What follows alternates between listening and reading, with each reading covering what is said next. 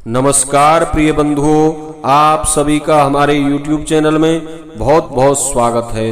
बंधुओं, आज के इस वीडियो में आप श्रवण करेंगे आषाढ़ मास के शुक्ल पक्ष के इस प्रथम शनिवार में भगवान शनिदेव की पवित्र पावनी कथा। जिन श्रद्धालुओं के ऊपर शनि महाराज की 7.5 ढैया अथवा शनि दशा चल रही हो, उन्हें भगवान शनिदेव के व्रत करने चाहिए। और जो लोग व्रत ना भी कर पाएं तो उन्हें भगवान शनिदेव की शनिवार के दिन विशेष पूजा अर्चना करके शनिदेव व्रत की कथा अवश्य ही श्रवण करनी चाहिए। इससे शनि महाराज की कृपा प्राप्त होती है और जीवन में आए हुए समस्त विघ्न बाधाओं का विनाश होता है। तो चलिए एक बार प्रेम से कहिए, बोलिए शनिदेव महाराज की जय। बंधुओं, एक समय की बात है, सभी नवग्रह देव सूर्य, चंद्र, मंगल, बुध, बृहस्पति, शुक्र, शनि, राहु और केतु, इनमें आपस में विवाद छिड़ गया कि हम में सबसे बड़ा कौन है। सभी आपस में झगड़ने लगे, कोई निर्णय नहीं हो पाया। तब सभी नवग्रह देवता देवराज इंद्र के पास पहुंचे और उनसे कहने लगे कि हे देवराज, आप ही इस बात का निर्णय करें कि हम में सबसे बड़ा कौन है। देवराज इंद्र नवग्रह देवताओं के इस प्रश्न को सुनकर घबरा गए और मन में सोचने लगे कि यदि मैंने किसी को छोटा किसी को बड़ा बता दिया तो यह मेरे ऊपर कुपित हो जाएंगे। इसलिए देवराज इंद्र को एक उपाय सूझा। उन्होंने नवग्रह देवताओं से कहा कि हे नवग्रह देवों, मैं इस बात का निर्णय नहीं कर सकता हूँ, परंतु इस समय पृथ्वी पर एक राजा हैं जिनका नाम है विक्रमादित्य, जो अत्यंत न्यायप्रिय हैं और वे ही आपकी इस समस्या का कोई समाधान निकाल सकते हैं। सभी नवग्रह देवता देवराज इंद्र के कहने पर राजा विक्रमादित्य के पास पहुँचे और अपना विवाद बताया, साथ ही निर्णय करने के लिए कहा। बंधुओं, राजा इस समस्या से अति चिंतित हो उठे। तब राजा को एक उपाय सूझा। उसने स्वर्ण, रजत, कांस्य 9 धातुओं के अलग अलग सिंहासन बनाए और सभी को अपने अपने क्रम के अनुसार रख दिया। लोहे का सिंहासन सबसे अंत में था। सभी नवग्रह देवता जब अपने अपने धातु के सिंहासन पर बैठे तो शनि महाराज सबसे अंत के लोहे के सिंहासन पर बैठे और शनि महाराज ने जाना कि राजा ने जानबूझकर मेरा अपमान किया है। शनि महाराज राजा विक्रमादित्य पर कुपित हो गए और कुपित होकर शनि महाराज ने राजा से कहा, अरे राजन, तुमने जानबूझकर मेरा अपमान किया है। सूर्य एक राशि में 1 महीना रहता है, चंद्रमा 2.25 दिन, मंगल 1.5 महीना, बृहस्पति 13 महीने, बुध और शुक्र 1-1 महीने राशि में विचरण करते हैं, परंतु मैं 2.5 से 7.5 साल तक रहता हूँ। बड़े बड़ों का मैंने विनाश किया है। जब श्री राम पर 7.5 आई तो उनको वनवास प्राप्त हो गया और रावण के ऊपर जब 7.5 आई तो उसकी लंका को बंदरों ने जलाकर राख कर दिया। अब तुम सावधान रहना। ऐसा कहकर बंधुओं शनि महाराज कुपित होते हुए वहां से चले गए और अन्य देवता खुशी खुशी अपने स्थान को चले गए। कुछ समय बाद जब राजा के ऊपर शनि की 7.5 आई तब शनिदेव महाराज घोड़ों के सौदागर बनकर वहां आए और उनके साथ कई बढ़िया घोड़े थे। राजा ने यह जब समाचार सुना, उसने अपने अश्वपाल को अच्छे घोड़े खरीदने की आज्ञा दी। उसने कई अच्छे घोड़े खरीदे व एक सर्वोत्तम घोड़े को राजा की सवारी हेतु लिया।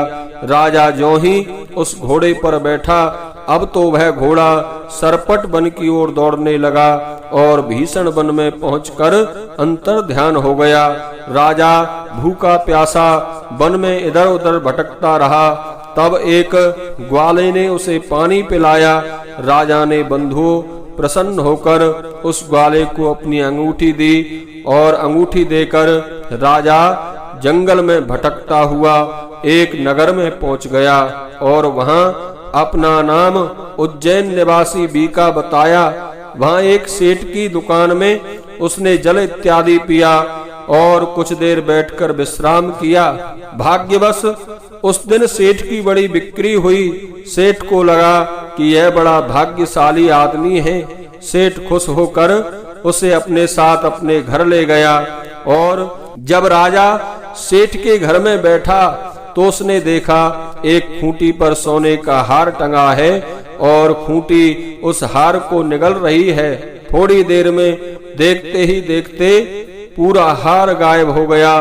कुछ समय बाद जब सेठ ने अपने घर में देखा कि खूंटी पर रखा हुआ हार गायब है, उसने समझा कि बीका ने ही उसे चुराया है। उसने बीका को कोतवाल के पास पकड़वा दिया।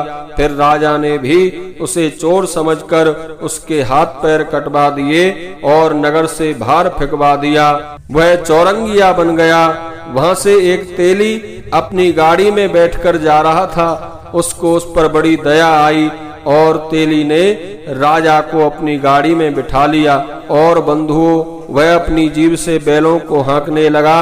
उस काल राजा की शनि दशा समाप्त हो गई। वर्षा काल आने पर वह मल्हार गाने लगा। तब वह जिस नगर में था वहां की राजकुमारी मन भावनी को वह इतना भाया कि उसने मन ही मन यह प्रण कर लिया कि वह उस राग गाने वाले से ही विवाह करेगी। उसने दासी को ढूंढने भेजा। दासी ने बताया कि वह एक चौरंगिया है, परंतु राजकुमारी अपनी हट से इधर उधर नहीं हुई और अगले ही दिन उठते ही वह अनशन पर बैठ गई और मन में संकल्प कर लिया कि विवाह करेगी तो उसी से, अन्यथा वह अन्न जल त्याग कर अपने प्राण त्याग कर देगी। राजकुमारी के माता पिता ने राजकुमारी को बहुत समझाया, परंतु वह नहीं मानी। तब अंत में हार कर राजा ने उस तेली के यहाँ बुलावा भेजा और विवाह की तैयारी करने को कहा। फिर उसका विवाह राजकुमारी से हो गया। एक दिन बंधुओं सोते हुए स्वप्न में शनिदेव महाराज ने कहा, राजन देखा तुमने मुझे छोटा बताकर कितना दुख झेला है। तब राजा ने उनसे क्षमा मांगी और प्रार्थना की कि हे शनिदेव, जैसा दुख मुझे दिया है किसी और को ना दें। शनिदेव मान गए और कहा कि जो मेरी कथा और व्रत करेगा उसे मेरी दशा में कोई दुख ना होगा। जो नित्य मेरा ध्यान करेगा और चींटियों को आटा डालेगा उसके सारे मनोरथ पूर्ण होंगे। साथ ही राजा को हाथ पैर भी वापस दिए। बंधुओं प्रातः आंख खुलने पर राजकुमारी ने देखा तो वह आश्चर्यचकित रह गई। बीका ने उसे बताया कि वह उज्जैन का राजा विक्रमादित्य है और सभी अत्यंत प्रसन्न हुए।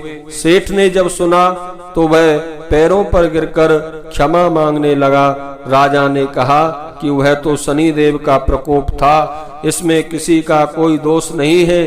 सेठ ने फिर भी निवेदन किया कि मुझे शांति तभी मिलेगी जब आप मेरे घर चलकर भोजन करेंगे। बंधुओं सेठ ने अपने घर नाना प्रकार के व्यंजनों से राजा का आदर सत्कार किया। साथ ही सबने देखा कि जो खूंटी हार निगल गई थी वह अब उस हार को उगल रही है। सेठ ने अनेकों मोहरें देकर राजा का धन्यवाद किया और अपनी कन्या श्री कवरी से पाणी ग्रहण का निवेदन किया।